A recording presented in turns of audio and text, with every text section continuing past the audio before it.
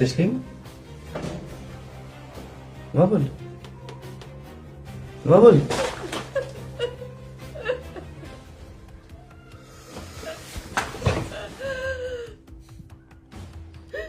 Yo'qdaman.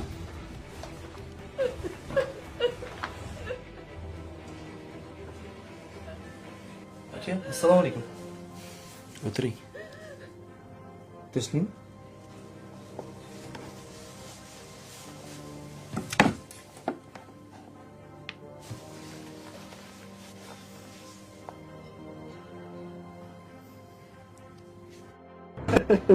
Menga yo'q, ertaga xuddi shunaqasida menga olib bersa, tushundingmi?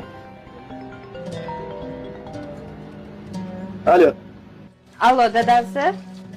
o'rtoqlarim bilan men o'zim chiqaman. Salla xotiningni maqtaysanlar. Men xotinim ko'zim yomon ko'rinib ketadi, to'g'risini aytsam. Men xotinimni yaxshilaganim yo'q. Meni xotinimda yomon yo'q. Nima sovib ketasan, bobo? Axir o'zing sevib uylanganding. Uyga borsam na ovqatim tayyor. Zalga boraman na kiyimim tayyor. Ming'ir qiladi. Gul bersam ham norozi, pul bersam ham norozi. Yo, eslasam g'azabim qo'zib ketadi. Bu yoqqa ayting, Instagramdan ko'rdim. Buni olib bering, ana blogerda ko'rdim. Na o'zi to'q, na ko'zi to'q. Past. Ya o'ylasayapman. Shunaqa noshkur inson bo'ladimi? Nima qilsam ham norozi. Ishon, yarim kechasi xuddi muhim ishim bordek ko'chada yuraman, yarim kechasi kirib borib uxlayman. O'sha zahar ko'rmaydi. Sen nima kulasan? Agar vaqtni orqaga qaytarib bo'lganda edi, Ana shunga uylanmagan bo'lardim. farzandlarim borda. Sen borishingni qil. Avvallar ota-onamiz qizlarimizga oilani gapini ko'chaga olib chiqma deb nasihat qilishardi. Bir qizlar davrasi bo'lsa-da, bu kuyov shuncha ichingizda dardingiz bor ekan, o'zimiz bilan o'sha muammoni hal qilmabsiz-da.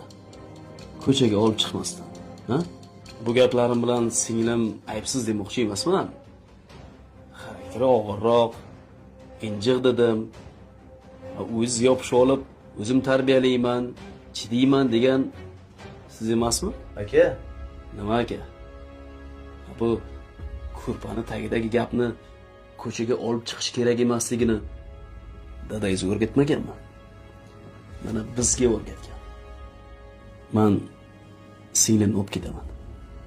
Qarasam, siz ancha qiynalib qolibsiz-a? Ishonib aytamanki, qaytib olib kelmayman singlimni.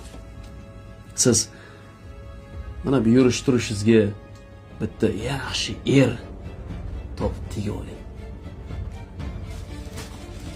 Mana bu ko'ylak lozim sizga. G'iybat qilayotganingizda kiy olasiz. Yo'q.